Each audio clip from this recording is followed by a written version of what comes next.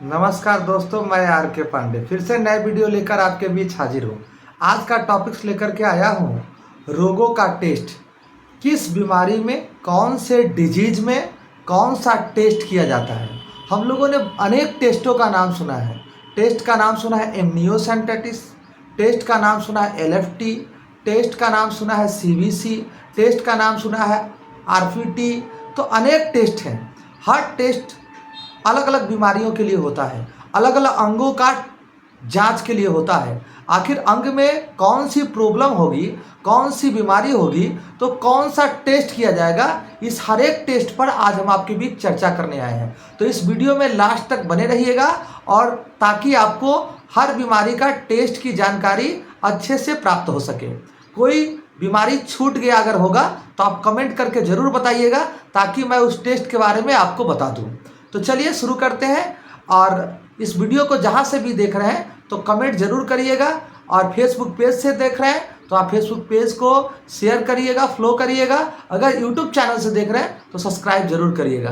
तो चलिए सबसे पहले बात करते हैं यौन संचरित, जिसको हम लोग कहते हैं सेक्सुअल डिजीज। नाम सुने होगा, सेक्सुअल डिजीज, यौन संचरित वैसे बीमारी जिसको हम लोग कहते हैं एड्स।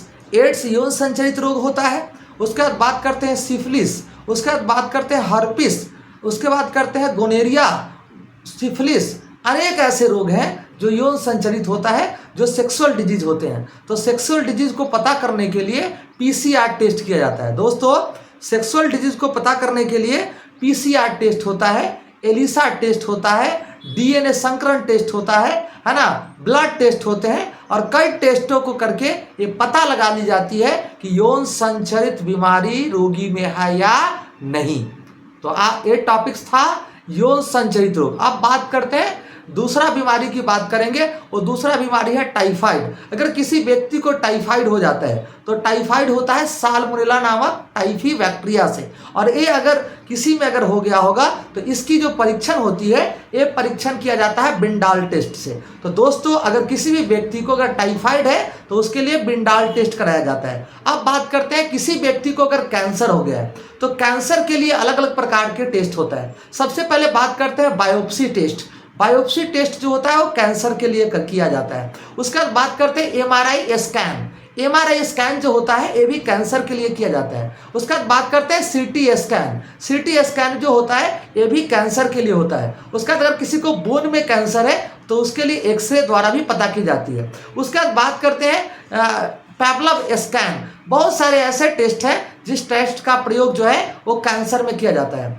बात करते हैं हड्डी, अगर किसी को टूट गया है तो हड्डी टूटे हुए को लोगों को जो है वो एक्सरे टेस्ट किया जाता है। अगर एक्सरे का अगर टेस्ट कर लेंगे तो टूटे हुए हड्डी, बिखरे हुए हड्डी का पता लग जाता है। दोस्तों, अगर किसी को लीवर अगर सही है, लीवर का स्वास्थ्य सही है कि नहीं, इसकी जानकारी के लिए एलएफटी टेस्ट किया जाता है। दोस्तों, अगर लीवर की जानकारी प्राप्त करना है, लीवर आपका सही काम कर रहा है कि नहीं, इसकी जानकारी प्राप्त करना है तो इसके लिए एलएफटी का जो है टेस्ट करेंगे। अगर आपका शरीर का स्वास्थ्य बिल्कुल सही है कि नहीं, इसके लिए जो है सीबीसी का टेस्ट करेंगे। देखिए, अगर आप शरीर का स्वास्थ्य की जानकारी करेंगे तो उसमें ब्लड टेस्ट होगा, और ब्लड टेस्ट जो होता है वो सीबीसी टेस्ट होते हैं। और सीबीसी टेस्ट के अंतर्गत जो है आपको हीमोग्लोबिन का जानकारी होता है, इसमें आरबीसी की जानकारी होती है, इसमें जो है डब्ल्यूबीसी की जानकारी होती है, इसमें प्लेटलेट की जानकारी होती है। तो ये सारी चीज़ की अगर जानकारी अगर आपको जो है जानकारी प्राप्त करना है तो उसके लिए सीबीसी टेस्ट कराएंगे। उसके बाद बात करते हैं किडनी का टेस्ट। अगर आपको किडनी सही काम कर रहा है कि नहीं,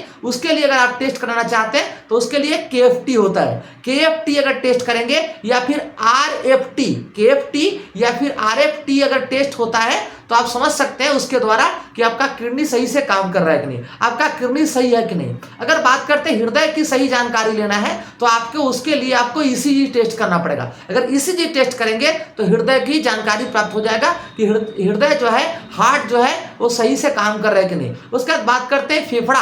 अगर फेफड़ा में श्वसन की क्रिया, रक्त में शुद्धता की क्रिया, अगर इसकी जानकारी प्राप्त करना है तो उसके लिए आपको पीएफटी टेस्ट करना होगा। पीएफटी, अगर पीएफटी टेस्ट करेंगे तो उसके द्वारा फेफड़ा की जानकारी प्राप्त हो जाएगा। अगर हम लोग बात करते हैं गर्भाशय, गर्भाशय में अगर बच्चा पल रहा है, कोई प्रेग्नेंट लेडी है, तो उसके लिए जो है आज के आधुनिक समय में जो है अल्ट्रासाउंड टेस्ट करते हैं, लेकिन इसका प्रारंभिक टेस्ट था जिसका नाम था एमनियोसेंटेटिस। तो फिर से मैं एक बार रिपीट कर देता हूं ताकि इसकी जानकारी आपको दूर दूर तक पता हो जाए सब लोगों को। सबसे पहले अगर कोई गर्भवती है, किसी को अगर गर्भ में बच्चा पल रहे हैं, तो उसके लिए प्रेगनेंसी टेस्ट होता है, या फिर उसके लिए एमनियोसेंटेटिस टेस्ट होता है, या उसके लिए जो है अल्ट्रासाउंड होता है। अगर आपकी स्वास्थ्य सही है कि नहीं, इसके लिए जो ब्लड टेस्ट होता है उस ब्लड टेस्ट का नाम होता है सीबीसी।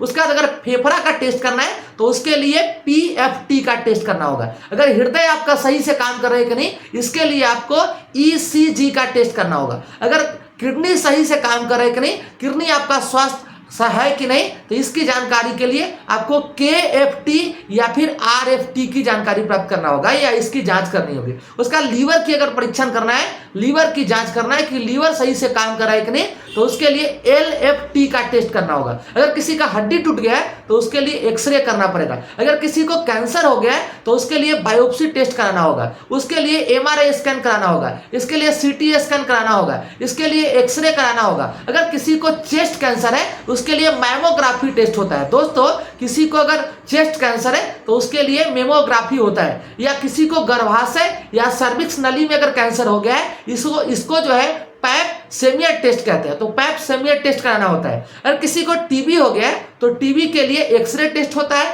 या उसके लिए बलगम टेस्ट की जाती है। किसी को टाइफाइड हो गया है तो टाइफाइड के लिए बिंडाल टेस्ट करें, या किसी को यौन संचयित रोग हो गया है तो उसके लिए पीसीआर टेस्ट करते हैं, अलीसा टेस्ट करते हैं, एंटीबॉडीज का टेस्ट करते हैं, एंटीजेन का टेस्ट करते हैं, या ब्लड टेस्ट करेंगे तो सब कुछ की जानकारी हासिल हो जाएगी। आज के लिए इतना ही, धन्यवाद।